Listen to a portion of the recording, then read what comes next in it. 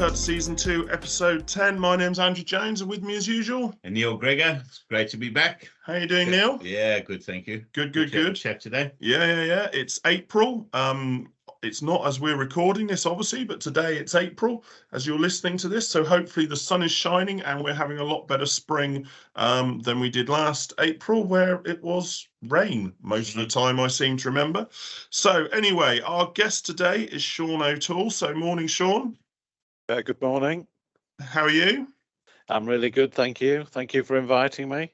No, that's right. Sean is Regional Sales Manager for Silostop Agri. For those that don't know Silostop, you might see their product around. If you see an orange silage sheet, that is, I guess, the product they're best known for. But obviously what we're here today, Sean's here to talk about our topic, which is basically oxygen barrier sheets, where they come from, what the advantages of them are and where they go. So, but like usual, Sean, tell us a little bit about yourself. Where did you start and how did you get in the industry to where you are today? Yeah, well, it's a bit of a long story because I've been in the industry 30 years. So I wouldn't worry about that. You crack on. Yeah, me too. Well, I'm a farmer's son from North Lincolnshire, and basically my career started leaving college, and I ended up with a job in the Scottish borders in the north, selling animal feed. And with the amount of changes that have appeared in agriculture, the first business I worked for disappeared. It got swallowed up, followed by another company that got swallowed up. And yeah, it's just been one of those continuous roll on subjects. But I sort of migrated from selling animal feed to being in the trade with a company called Richie Tag, who are no longer there. Let's be honest, there's a lot of that over the years, hasn't there? A lot of amalgamations. So, to cut a very long story short, I'd known Tim Brewer, who's the managing director of Silostop, for 15 years maybe, and we always kept in touch with one thing and another. And he called me sort of 18 months ago and asked me if I'd join Silostop, and the rest is history. So my trading area, if you like, is the north of England, the whole of Ireland, and a few European countries on top of that. So it's quite a wide-ranging role, but it's very interesting at the same time. So it's quite wide, because obviously when I approached Tim to do this originally, obviously I thought your colleague Lucy would be joining us because she doesn't live a million miles away from ourselves. But I know she's coming back from her honeymoon today as we record this, isn't it? So hope you enjoyed yourself, Lucy, and you're missing all the fun. So, but anyway, thank you for that, Sean. So really, oxygen barriers. Where do you want to start? I suppose what's a little bit of history about them, or how they came to be. I think we'll start with the story. Well, the story goes back to 1995, I believe.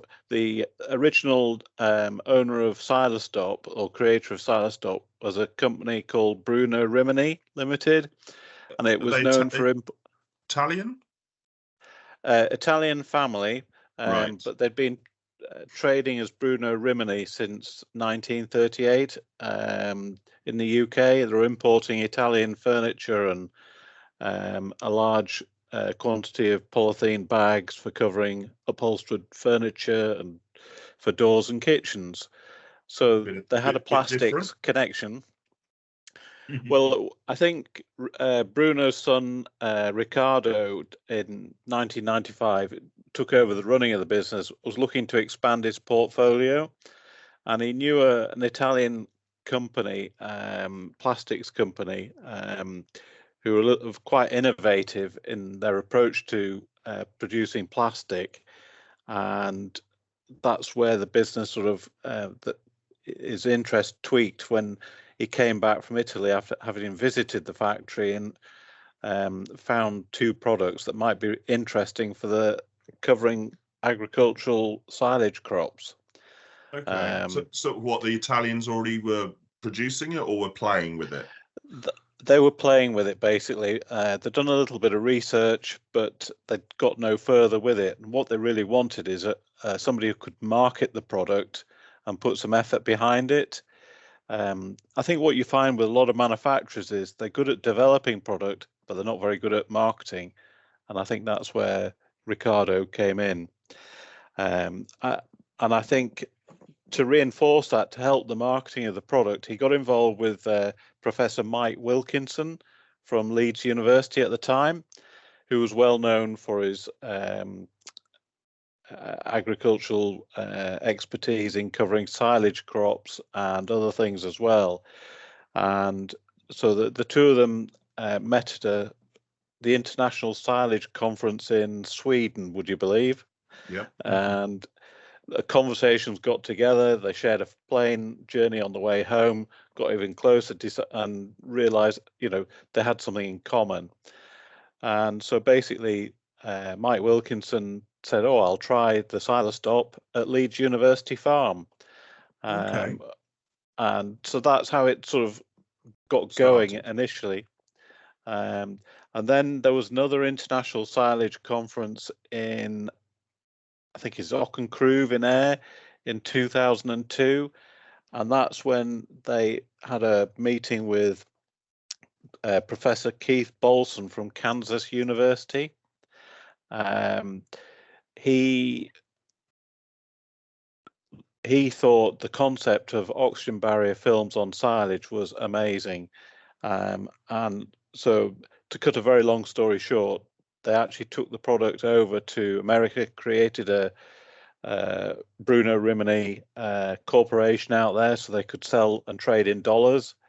And the product took off with the backing of the endorsement of Keith Bolson from Kansas University. So that really helped endorse the product because it's well respected.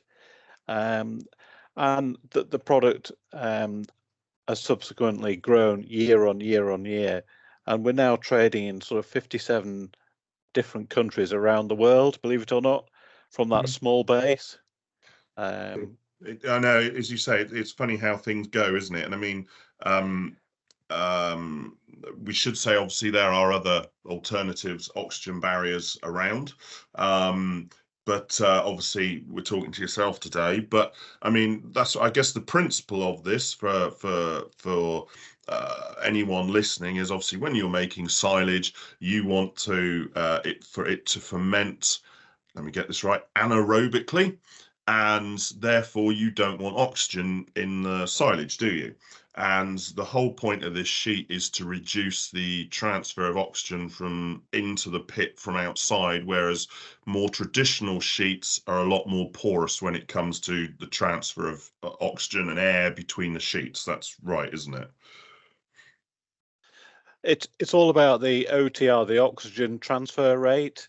Like you say, standard polyethylene sheets are very porous, and you can get that black mold and white mold on the top, and that's where you can get significant wastage. Now, a typical loss on that top 1 meter of the silage is the bit that we're interested in. Can be up to 30%. Now, we know with the trial data we've done with oxygen barrier sheets that we can reduce that down to as little as 2%, which is a huge saving. It is. And we should say, while you might be able to see that white mold or whatever mold it happens to be, it's what you can't see as well, isn't it? Because they penetrate a lot deeper than just that surface little bit that you can see.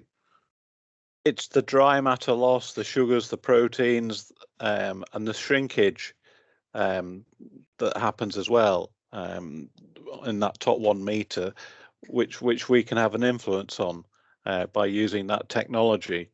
So yeah, I mean, the standard sort of way of covering a silage pit years ago was, well, years and years ago, there'd be nothing on top and they'd accept that loss. But nowadays, there is a cost involved for every ton of silage produced. So if we can save, 10%, that's a huge amount on a large pit.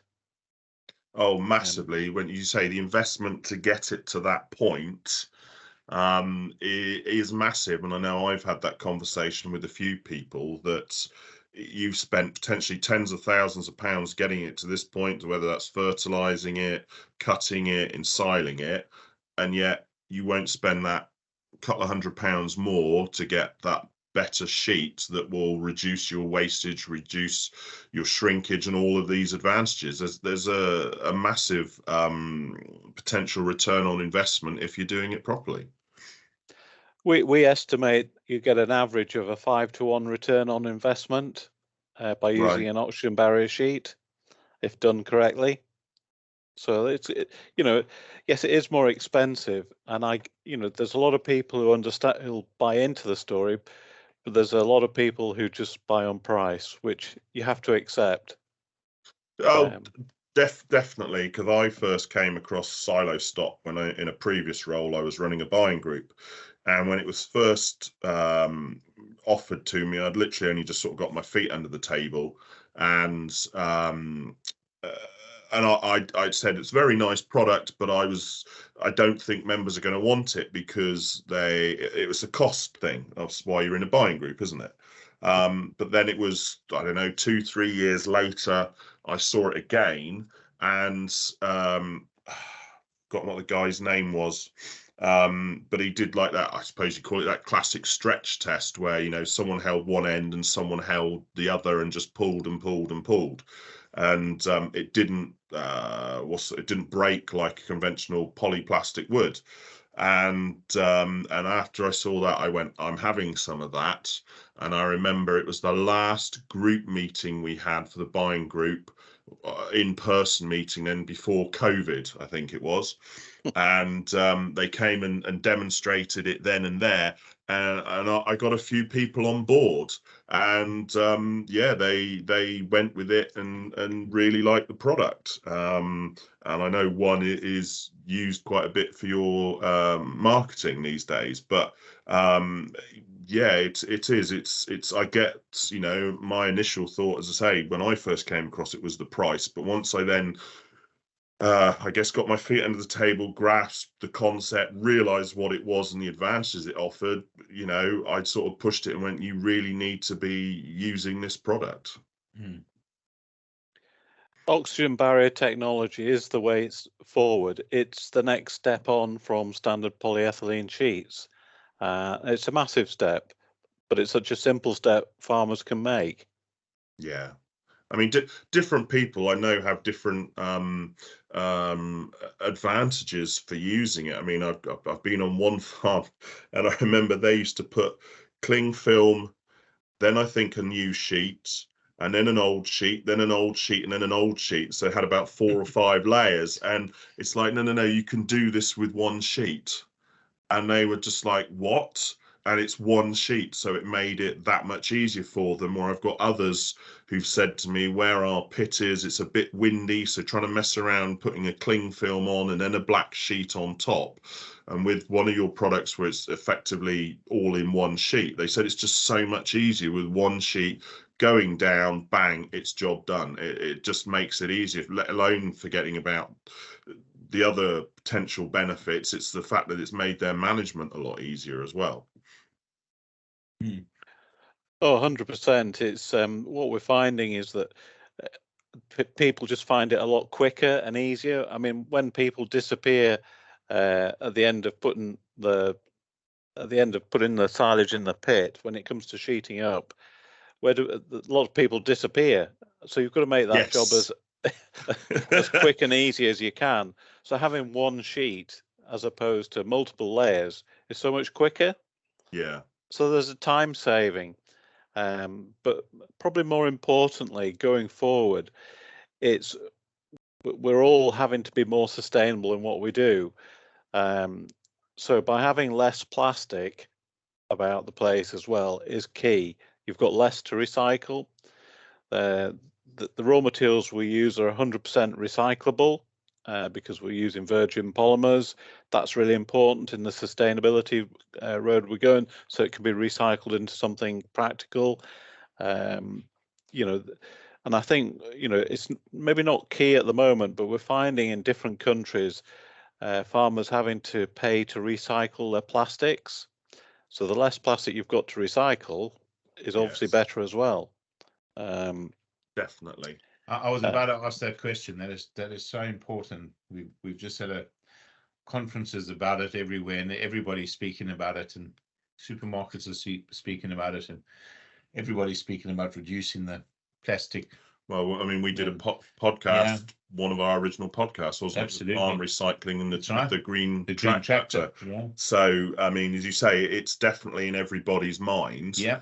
Brilliant. That's the best. It's fantastic. Yeah. And I mean, I know, talking about your products in particular now, I know you've certainly got one that if you use the right, what's the word I'm looking for? Cover sheets, netting, however you want to describe it, you only need to use this, and it's a lot less plastic, isn't it? Using that with then that netting over the top, and straight away that's saving a huge amount of plastic.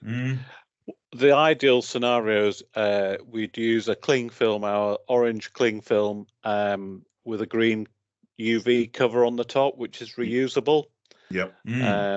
So if you can use that cover for up to 10 years, then that's really good as well. And the cost, yes, it's quite a big outlay to start with, but then you've got that cost over 10 years, which makes it's less plastic to reduce, to recycle. So, and probably more effective in the end. Yeah.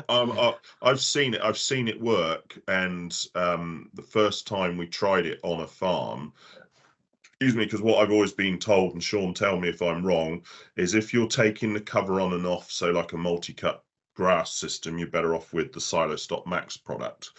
If you're just doing it, say, for maize or for whole crop, and you're usually putting it on, and the only reason you're taking it off is to feed, just use, as Sean said, the Silostop Orange, which is just a thinner oxygen barrier, and then you put this UV cover on top. And I tell you something, I remember being on the farm, and we literally rolled it back, and it looked like it had just been put in there. It was just that clean, that clear.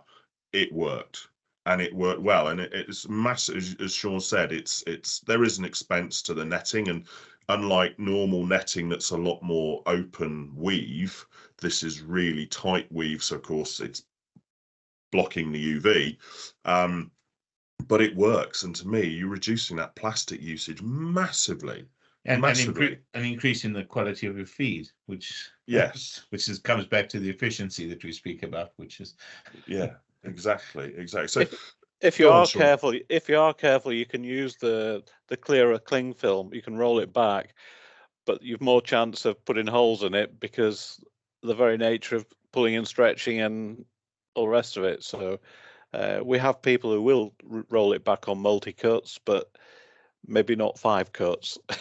I'll say that's what I've been told, is obviously your Max product can take a little bit of should we say rougher treatment being pulled on and off, right, whereas the Silostop Orange can't. But no, those UVs. So as I say, I guess I'll be blunt, people listening probably worked out I'm a fan of it because I have seen alternatives and I don't think they work as well. I mean, I've certainly been on a farm that used a competitor's barrier sheet on their maize, and I'll be blunt, it was a good foot of mess on top. Whereas that year then we butted up the maize to it, we put some Silostop Max on the top of it, and as soon as we got onto that, we just didn't have the wastage. Made a huge difference. Then the quality is going to be better. Exactly. You're not throwing it away. You've got the quality. So I mean, as we're talking quality, what's from what you've done, Sean, or the company's done, what feed advantages have they seen in the trials? I mean, you've talked about loss of dry matter, but what about loss of energy, loss of protein, all of those sorts of sugars, all those sorts of figures? Well, again, in that top 1 meter, that's the only bit that we can influence, because a sheet has it's only so much limit it can do. Sure. But the idea is if you've got a consistent product from the bottom of the clamp to the top of the clamp, you have an even feed out. You're saving labour by not having to pull the top 1 foot away of waste and put it somewhere else and dispose of it.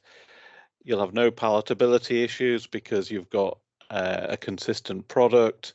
You've got less shrinkage, so you've got more usable silage.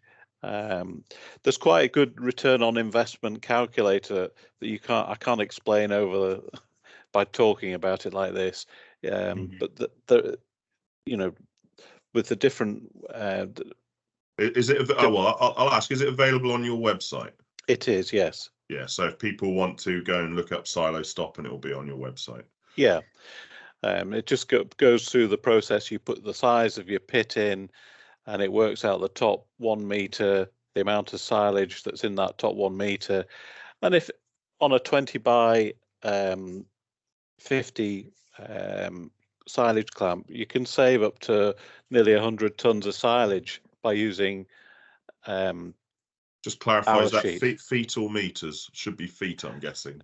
Well, it's a meter, 20 by 50 meter silage. Okay. Yeah. Right. So that top 1 meter, is about 600 tons. Yep. So if we can save 100 tons of feed, the most interesting thing I've find is no matter what country you go in, I go and ask, how much is a ton of silage in the pit? What's it cost you? Very few people have a handle on what it actually costs. It's amazing. That's what you might say there. It's amazing. So if I said 100 tons, what's that worth to you? Oh, I don't know, £30 a ton. No, it's not, because you've got to think, like Andrew said, you've got your fertilizer, you've got your grass seed, you've got your maybe a chemical spray on it, you've got the silage contractor costs, in siling, and it's there's quite a big cost involved. It's probably easier to work it out with maize because you're actually planting a crop. But where you've got like grass down for 5 years or something, it's maybe not as easy to cost. And of course, grass growth every year is slightly different, isn't it? Well, yeah. I mean, if we concentrate on maize to make it easier, I mean, I'm aware, certainly this winter just gone, of clients that have brought maize between 45 and £50 a ton to get it on farm. So, I mean, let's make life easy. Let's make it £50 a ton. For argument's sake, it was a lot higher during 2023, where I know it pushed probably nearly double that. I did hear a few prices. But okay, we've said, what did we say, 100 ton, did you say, was it, off the top? That's £5,000, isn't it, roughly? That's £5,000. Yeah. And the cost of the sheet is something like 800. Yeah. Whereas compared, if you to be honest, if you brought cling film and black plastic, it would probably be what, half that, 2/3 that, maybe. Probably, yeah. So if we said that, you said 800, and we've said that it's cost, let's say it's half that to make life easy. That's 400. So basically, that £400 extra spent has just saved you what, nearly £5,000. Correct. Yeah. And you're saving in other ways. You're getting your quality up, the quantity up, the availability, easier to feed, Yeah, it's excellent. It does add up, and I think where I find my time's well spent is actually on farm, talking to the farmers. We do distribute through distributors, which is fine, and some of them are very good. But I was with a potential distributor in Ireland last week, and I asked the question, well, how do you sell silage cheese? Oh, they come in the day they want it. And it's like, okay. Which there are still some around here. I'm very aware of that. And it's like, so what do you sell them it then? Well, we sell it, but they have to tell me what size I want. So they haven't actually had the conversation with them to tell them that how much they could save. Yeah. I mean, you say that. I know when I was selling Silostop, I know I remember once someone ringing me up and saying, "Can I get some Silostop?" Right. When do you want it? Well, we're cutting it today. And it's like, oh my God. Right. Okay. And usually it was very good 24, 48 hours on farm, but it was like, under the pump, we've got to make sure this happens. But you just think, I mean, that's what I'm hoping. Obviously, we're doing this in April. It will make people start thinking about what they're doing, because the silage season is up and coming. Absolutely. Yeah, just have a little look at it and just understand what the differences are. Yeah. We have a good distribution model. We don't ask distributors to stock the product because it is a little bit more expensive. And it means that we have a big warehouse with lots of different sizes in. And if they want next day delivery, they can have it, but they have to pay a little bit more to get it. And, you know, people are quite happy with that. And it's drop shipped straight from the warehouse, straight onto farm. So that's quite an easy distribution model. No, but it might, you say that though, Sean, I hate to say it because obviously our listeners, but sometimes it's a little bit of planning ahead can save a lot of hassle. It does, 100%. And, you know, we encourage people to order in plenty of time. It's on the farm, and then they're just ready to go when they're ready. Yeah, exactly. You have to go looking for it today after you grow it. But I mean, as well as saving, we've talked about that 100 tons. It was 100 tons on top, wasn't it? Yeah.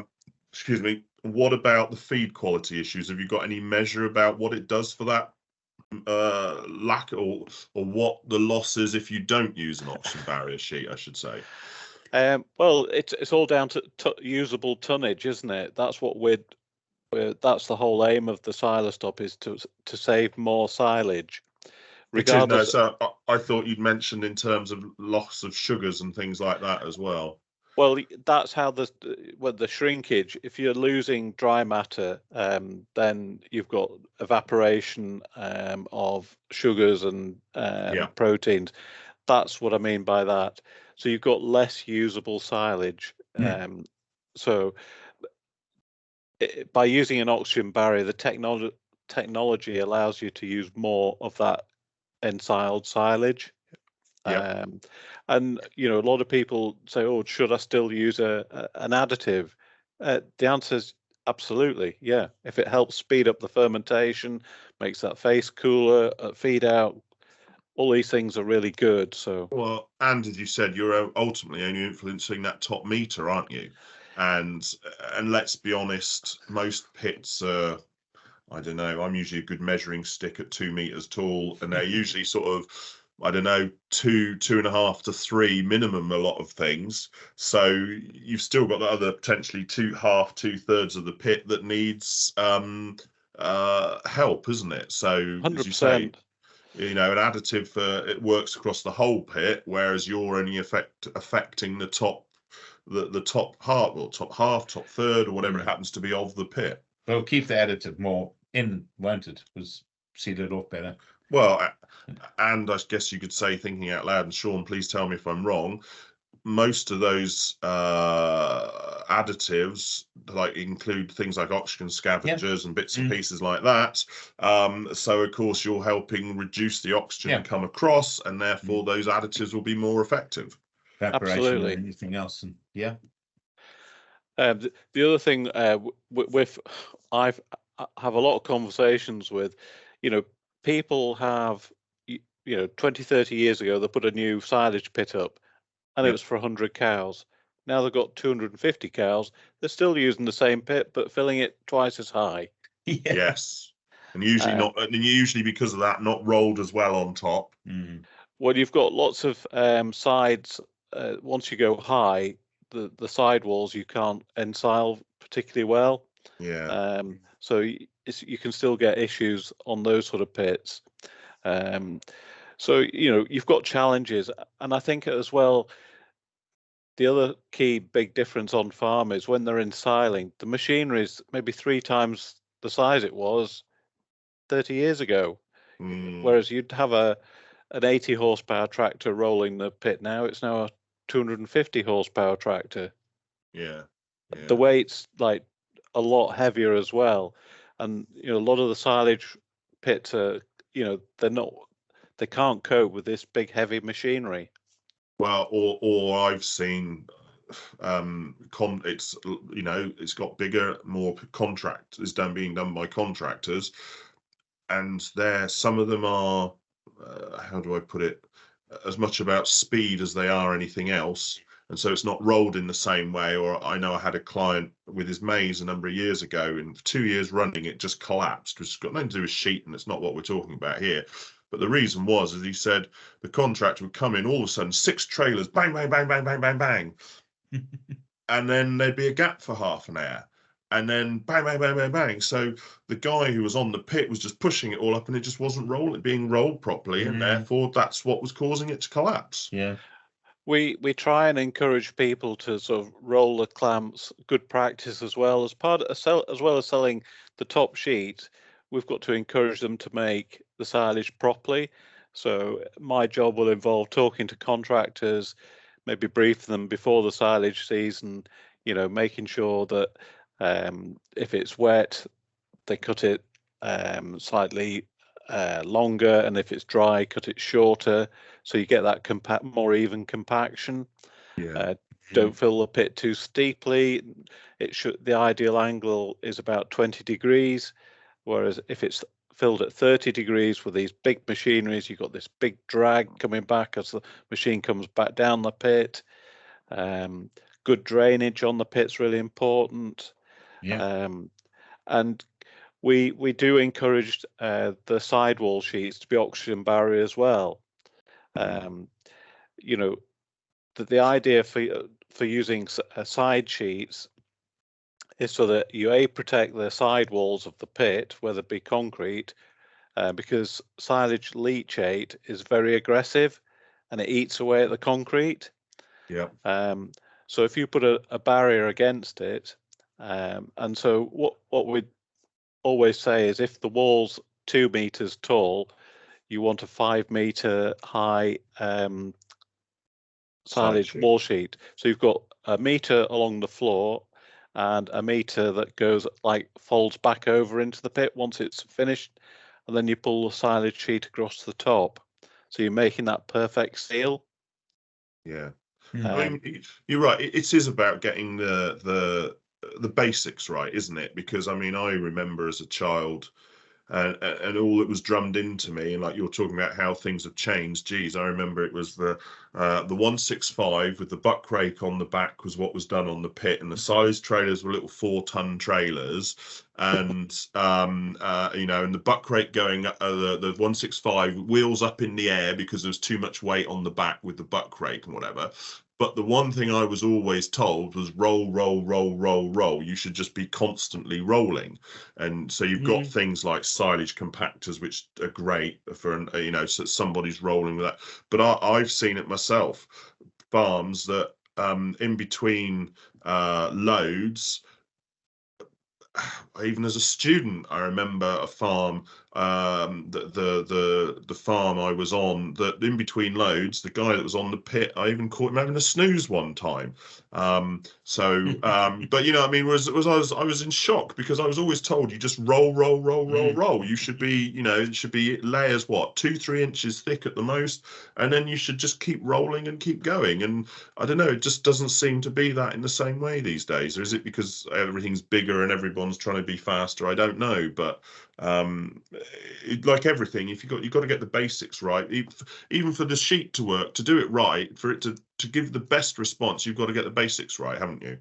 You've got to allow that perfect seal on the top. So if you're sealing the pit, you do the walls and fold the sheets inwards, and then the oxygen barrier sheet over the top, so that any water runoff would come down the side of the pit, away from, it wouldn't touch the silage, so you get less shoulder waste.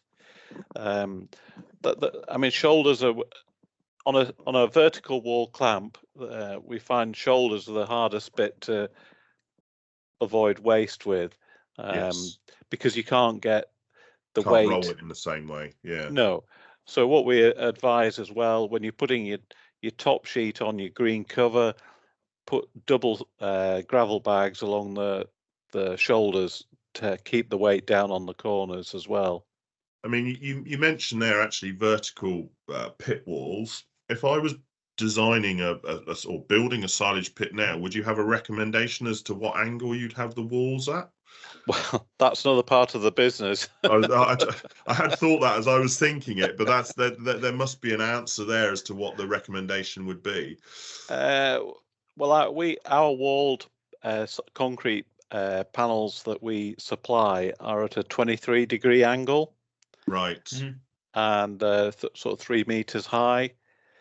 At that 23-degree angle, it means that you get a really good compaction. You can roll right up to the edges, and if you dome it, it's a lot safer on the clamp as well for the operators. So, yeah, we have the solutions. So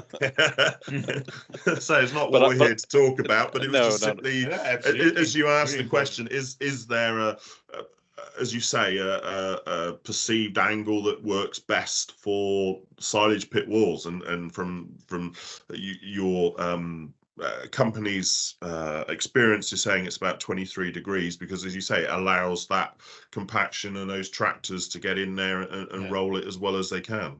Yeah, and it's a very good system, and it seems to work very well. And the other thing we're finding as well is the fact more people are having open-ended pits these days. Well, as in both ends? Yes. Yep. So they can feed from both ends. If they've I went on a farm last year, and he was using silage from 3 years ago. He'd never really finished the pit. Yeah. If he'd had an open-ended pit, he could have used that 3-year-old stuff ages ago. You can fill from one end and use from the other effectively, can't you? But yeah, we've all done it, or seen it, as you say, where you've got silage that's maybe 3-year-old at the back of the pit that you've never really got to, and it's only in dry years, like, I don't know, let's say 2018, or I'm trying to think of another, there's been more than that you get back to it to use it. It makes so much sense. Yeah. It does. But you're seeing an increase in people looking to do that these days. Well, the other thing, it keeps the cost down on the amount of concrete you're buying as well. Yeah, to be honest. That's true. You've got one less side with concrete, haven't you? So, yeah, fair comment. You maybe go a little bit longer. But again, it's all about, how many animals you've got to feed, whether it's a digester or whatever, how quick you're going to get across that face, that you don't get any wastage as well. Well, exactly. I mean, if you're going back to basics, and I guess it's crudely, if you're self-feeding, which, let's be honest, I remember doing, and I know some people have gone back to, you want a very wide, low pit, don't you? Because obviously you want the cows to be able to access it, not too high, and be able to get them all eating. But if you're wanting, if it's something that's going to be stored and you're maybe not going to get it across as quick, you go for a narrower but longer pit, don't you? Yeah. We had one of our European customers. They had 2 or 3 robots, and they were self-feeding silage, and they were getting 12,000 litres of milk from self-feed silage and robot milking. Yeah. Now, as you say, you're talking about internationally. I have seen some of Tim's social media posts flying all over the world these days. We last year we went to Italy, and we went to see they were ensiling maize, and it was just on an earth floor in an open field, and it seems quite popular in Italy, and they were using our products, which was great. But just these long, massive piles out in the field, you would never dream of doing that here. No, if you do occasionally, if it's I've known a few people do it because I know they haven't had the pit space. But no, you're right, you don't what's the word, make a bun, that's what you call it, isn't it? People don't usually make a bun these days. Yeah, we used to see it fairly often in Africa. Yeah, it was drier, mind. Yeah, it's easy to do then. Well, as we're talking about silage, I remember not long ago reading about some silage that someone had buried in a hill slide in Australia. Yeah, It was in southeast Queensland, and it had been buried there for something like 23 years. And they were only digging it so that they built the pit in the side of or dug a pit in the side of the hill. They put the silage in, sheeted it all properly, then covered it back over with the dirt and everything to really seal it properly. And it was only because there was a dry period that they dug it back out and started to use it 23 years later. Wow. Or something like that. Yeah. And they said it was absolutely spot on because obviously they'd done the job properly. Absolutely. They knew they were going to bury it, so they really made sure they'd got the side sheets, they got the top sheets, and done whatever they needed to do. So it's amazing what you can do if you need to. It'd be like a fine vintage wine, that. Absolutely. Yeah, must have been delicious. But we were at a farm yesterday, and they're going to put in these, what would you call them, self feeders, which that run up and down past this feed table. Oh, what, the robot feed? Yeah, the robot. Yeah, with a kitchen and whatever. Yeah, with a kitchen, correct. And I was actually thinking when I was listening to them talk about it that if you don't get your silage quality or any of your feed right, that kitchen is going to be worthless. Yeah. So you have to get that in an even scale. Otherwise, I mean, it's fine if you're going to take it out yourself and you can look at it first and investigate it. But that kitchen can't. But even with that kitchen, though, you've still got to block it up to begin with, don't you? Yeah. They're not getting straight from the pit. You've got to cut the blocks and put it in there. So I guess you've got that inspection there. Yeah. But your comment is, and I probably said it before, if your silage isn't right, it makes my life a lot harder. The better the silage, the easier my life and is. The more uniform it is throughout. The more uniform it is, but also the more expensive it is for you, because if the silage quality is not there, you've got to spend more to, I don't know, whether it's feed a bit more protein or feed a bit more energy or whatever it is. So really investing in making your silage as well as you can. Absolutely. Yeah, just what we're speaking about. Huge difference. Huge difference in terms of cost. Everything's affected. Yeah, we're good. It will cost you, not quite, but it will cost you almost as much to make bad silage as good silage, because you're still going to fertilize it, you're still going to cut it, you're still going to do all the things you're going to do. Okay, you might have little differences in terms of additive or sheets, as we're talking about today, but it's still going to cost you as much. In the same way, it's going to cost you as much to feed a bad cow as a good cow. Yeah. But you want to be doing it as well as you can, because you can feed less. You don't have to buy in so much other products. We were on a farm last year, and the guy uses our product, and it left the pit open for 24 hours and hadn't put a sheet over it, and came back to it. It must have been rained off, and he came back, and then when he'd opened the pit up, you could see this line in the pit, a black line where he'd left the pit for 24 hours and not covered it up. It's that sensitive. Once you get oxygen in, it affects it that quickly. But it's just a very definitive line through the middle of the pit. You could see, and he said, "Oh, that was my fault. I didn't sheet it up when I should have done." Yeah. Well, it is. I mean, let's be honest. As you say, when it comes to sheeting, people soon disappear because it's a job nobody wants to do. But as both of you are saying, it's real difficult to balance that feed then. Yeah, it is. It's definitely harder if the quality's there. It makes my life so much easier when you've only got a limited dry matter intake or whatever, and you've got to feed more of blend or whatever it happens to be to get your diet balanced, palatability. Where it is. Definitely. What we can't do with O2 barrier sheets is make bad silage good silage. No, exactly. No. As I say, it comes down to doing the basics right, doesn't it? That's right.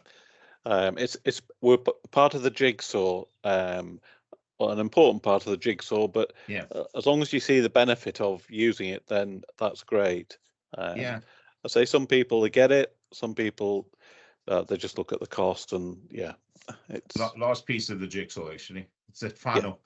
Well, and I mean, I guess that's why we're here, is to try and hopefully for people that maybe are aware of them but don't understand them or whatever, just make people a bit more aware of them, because I've already said it, I think, today. You've spent tens of thousands potentially to get to where you are.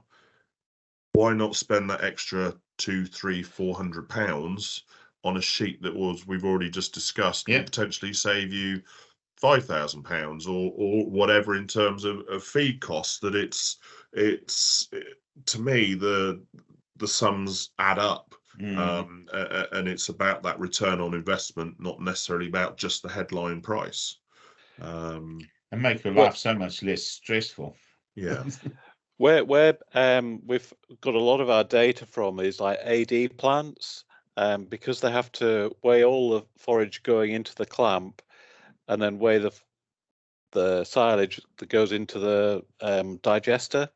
Yep. So we know what goes in and what comes out, basically out the clamp, and so we know we can, as well as a visual look, you can see what waste is on the top. You can actually measure it.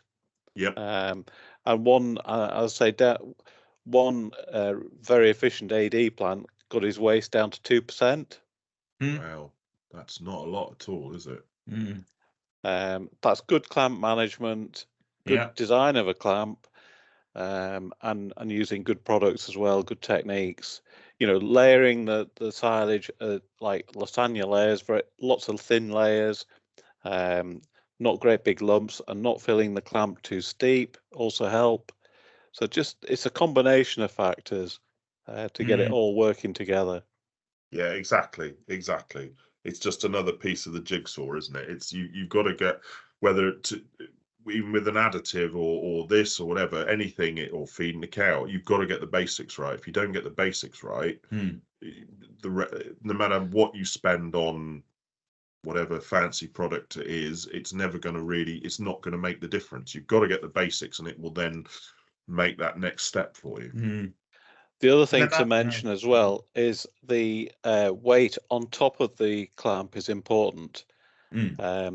Whether you use gravel bags, whether you use tires or tire sidewalls, you need them touching each other so that you get good weight distribution on the clamp. Because if you don't put any weight on it, there's a chance that you'll get oxygen underneath the sheet, and then you'll get that black waste. Even with an oxygen barrier film, you need that contact. So you're basically making sure there's no air trapped at all, making sure that when you put the sheet on the surface of the clamp, you let it settle down, make sure all the air's away from under it, and then put lots of weight on top as well. You would still recommend that, because you do these days, to be honest, you see a lot that just put bags along like the joins, or joins of sheets. They're not like again, I'm thinking back again when I was a child, it was everything, you know, it was tires then, and some of them were big and heavy, but you know, it had to be, you say, contact to or touch to touch sort of thing, and you don't see that so much these days. But you're saying no, that still would be what you'd recommend. Well, you either use the gravel bags like in a 4-meter square across the pit, so you get more weight distribution, or you've got tire walls where you've got none of the water in them, no wire. Yeah, that was always as well. That and the old bits of wire, hey. Yeah. So yeah, you've got to. Yeah, I think I would always advocate putting weight on the top, because it just helps. You know. Yes. You know, a lot of farmers still have a lot of old tires and they hate that job, but you know, some are getting rid of them and getting tire walls. I mean, I got a quote off a tire recycler, and it was a lorry sidewall tire was about £1. Yep.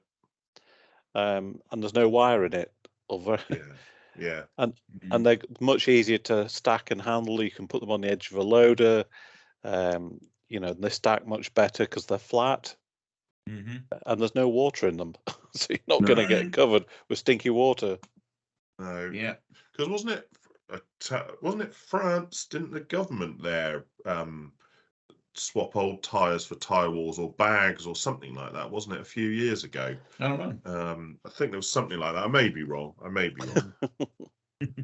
because you say that's a job we all hate when it's you say you chuck the tire and you get splashed with water and whatever else, but you don't see tires in the same way as you used to. Definitely not. It's mats or gravel bags.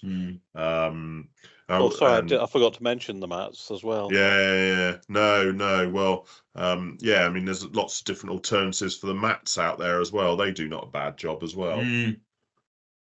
Not that easy to lift, I have to say. No, they can be quite. They can be quite heavy, can't they? Yeah. But they're should we say cleaner option than what tires certainly used to be. Absolutely. So yeah. But yeah, no. Is there anything we've missed, Sean, talking about the oxygen barriers that we should have talked about?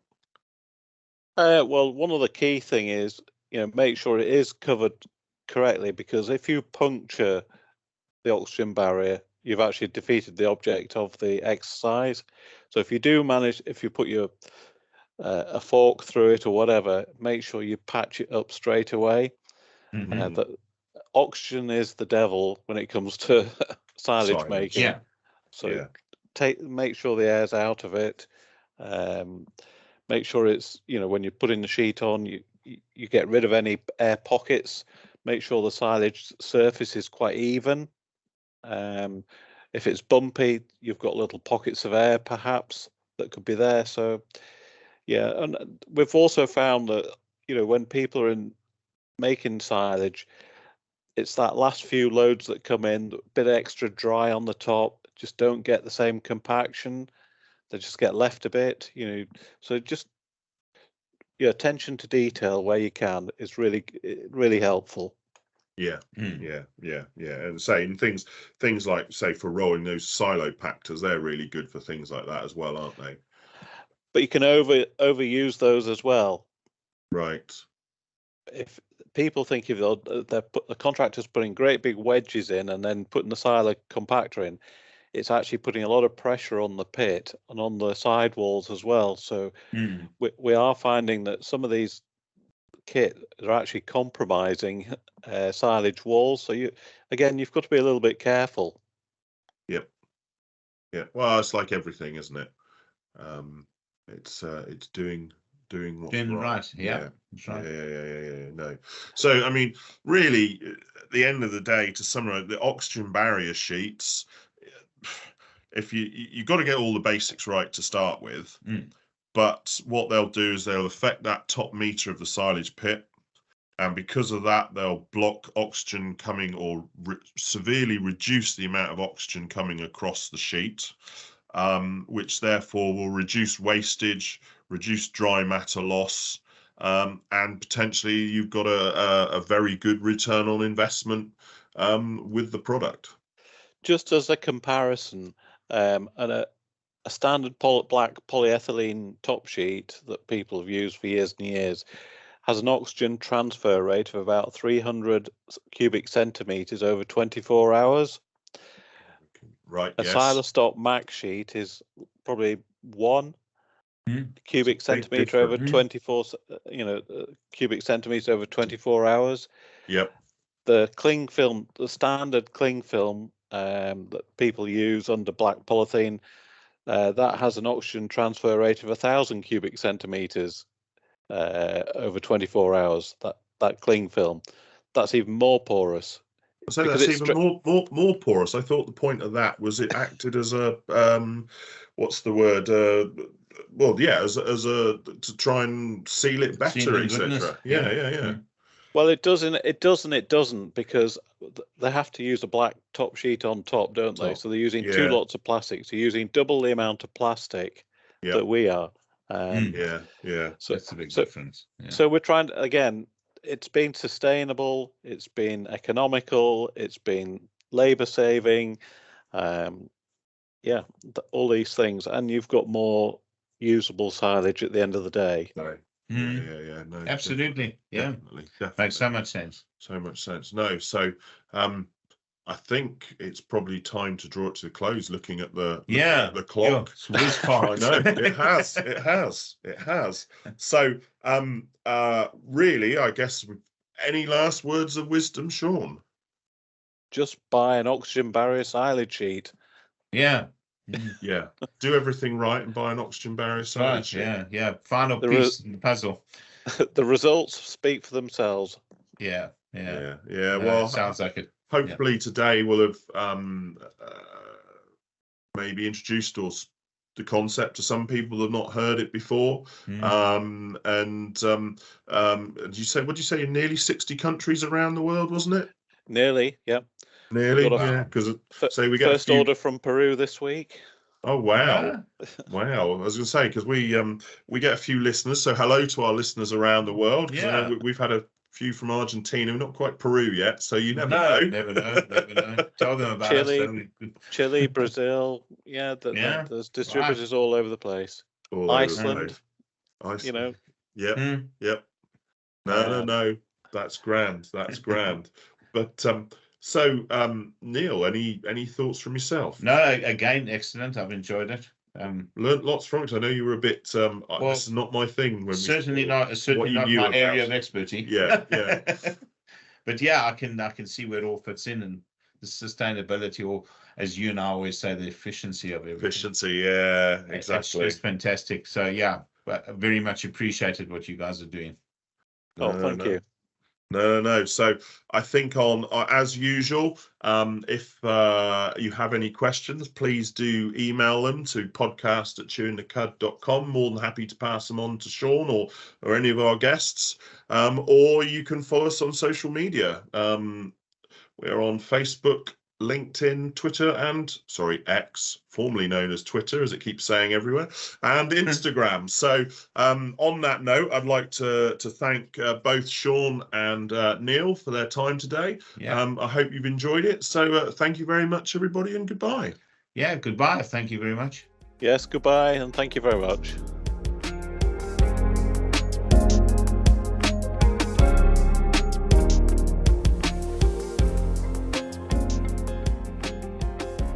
Now for the really boring bit, I'm afraid, the legal disclaimer. The information provided during this podcast has been prepared for general information purposes only and does not constitute advice. The information must not be relied upon for any purpose, and no representation or warranty is given to its accuracy, completeness, or otherwise.